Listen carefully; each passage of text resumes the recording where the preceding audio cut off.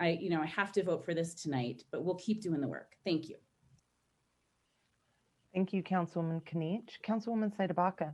Thank you, Madam President. And while brevity is convenient for us at 11 p.m., a project that's going to impact a neighborhood forever warrants deep care and thorough consideration that might be inconvenient. So this will not be brief.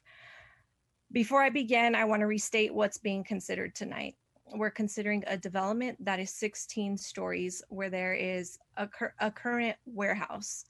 There are no height specifications in the plan for the development of this area, specifically the Rhino plan, despite it being adjacent to the river.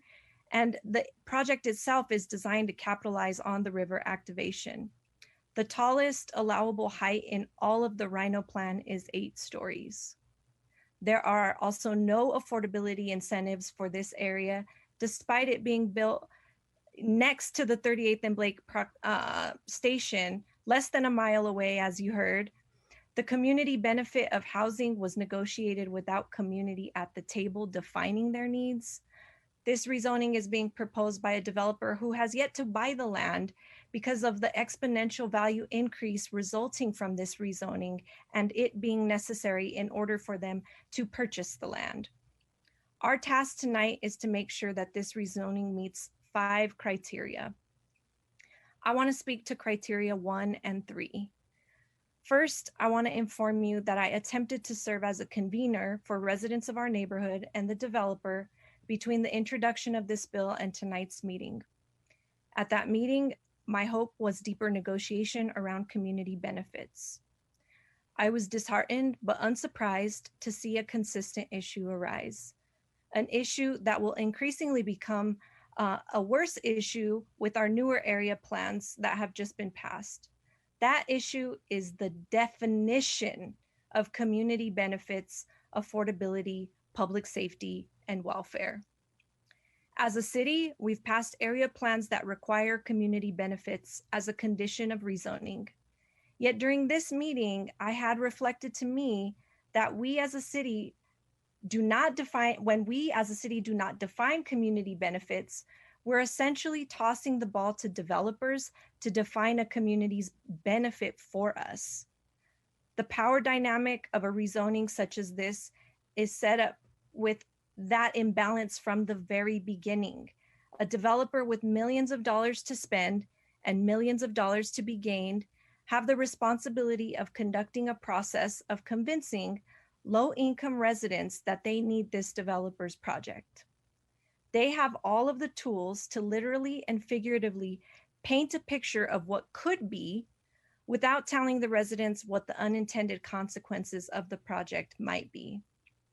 They have millions of dollars to convince you and the residents that their perception of the community and what it needs is superior to what the community says themselves they need.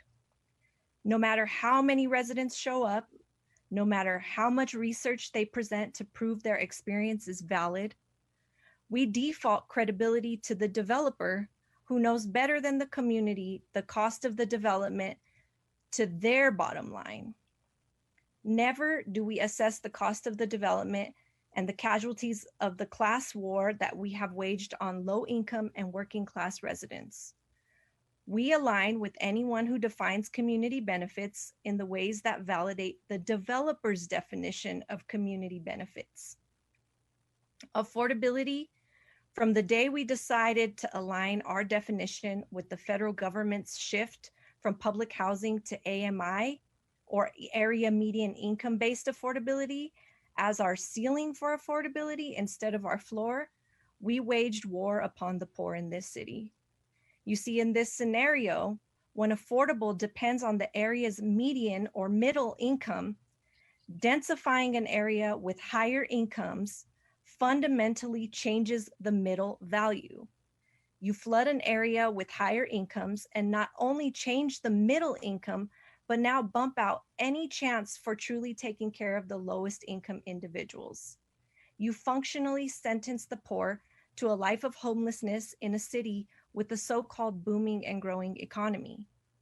Finally, Public safety and welfare as a criterion interpreted by anyone other than the people who live in a neighborhood is asinine, especially in the context of modern social movements and modern realizations of different versions of America that exist depending on our race, class, nationality, etc.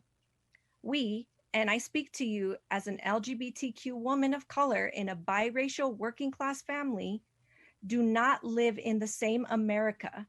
We do not live in the same America as white or wealthy Americans. Where safety to white or wealthy America is primarily defined as safety from people like me and communities like mine, one definition of safety and welfare is incomprehensible. Even tonight, you heard my community defined by members of YIMBY and others as being derelict in the past or some other iteration of less than. This is exactly how we are perceived until we are no longer primarily inhabited by people like us. That's how our neighborhood is categorized, as derelict, until the demographics shift.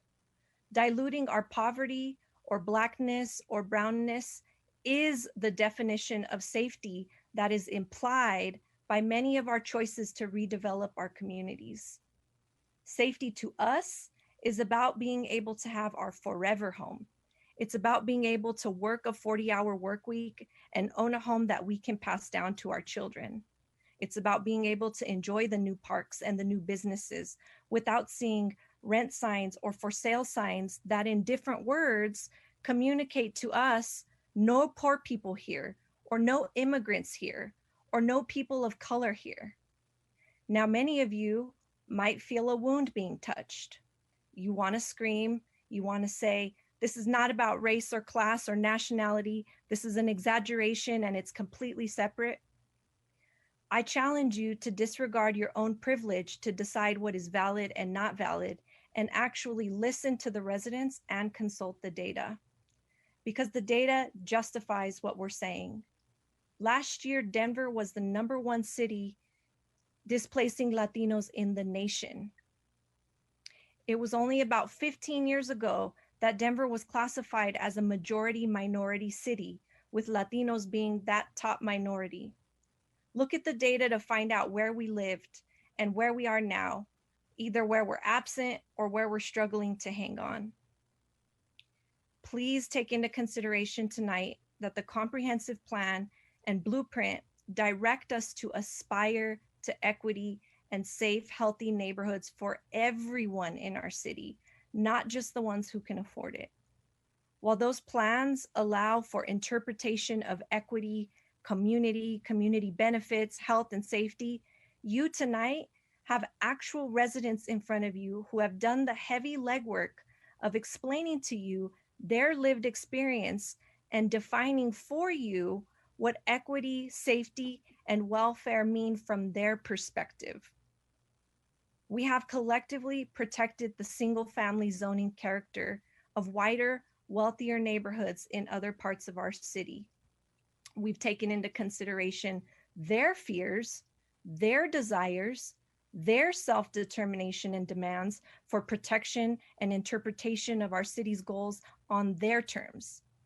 Tonight, you're rezoning on the border of a historically Black 5 Points and a historically immigrant GES, both working class and both redlined. We abused and neglected these families for generations until we decided that the urban core was again desirable. We cannot place the entire burden of growth on a single neighborhood or a single district. We cannot ignore the natives on this riverbank. We cannot continue the notorious legacy of forcible removal of a peoples from their land. The tools of removal have changed, but the outcomes have not. You have the tools in your hand right now. The 5 criterion in front of you tonight are tools that only ask you to stretch your perspective to see the perspectives of the people who we should be building this community for. Please Let the overwhelming majority of opponents to this rezoning inform your interpretation of what it means to facilitate equity, safety, and welfare in this community. This is not about density. This is about the kind of density we need. This is not about this project all by itself. This is about a new standard and interpretation of what we need as a city in the middle of a global pandemic, a housing crisis, and racial uprisings. This is not about a community's right to complain. It's about all of us having the right to define what makes us each feel safe and healthy in our own neighborhoods.